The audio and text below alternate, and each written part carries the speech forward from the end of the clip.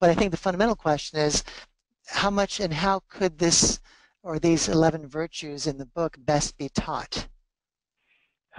Well, you live them. Mm-hmm. Look, every company has a culture, and every company has values and guiding principles, whether they're written down or not. What are the things that get rewarded? Not what are said to get rewarded, but what are the real things that get rewarded? Do people get rewarded just for producing economic results, but they could be abusive to people? Then that is what goes through a company. People start to realize it doesn't make any difference how I treat other people as long as I turn in the numbers. And so the way people learn this stuff is primarily through practice and through example. So if you're a CEO of a company and you say people are our most important asset and I really care about people, but at the end of the day the only thing that matters is the economic results, people learn from that. You know, it's just like our children. They don't, people don't. Children look at what you do, not at what you say. There's an adage that I have on my office wall. People don't care how much you know; they want to know how much you care. And that's the same way in a company. Now, you can have education and development programs for your people, and you should.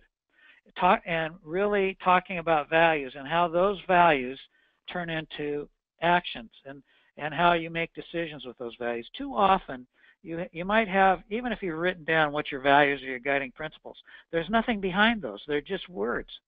And you have to turn those values into actions.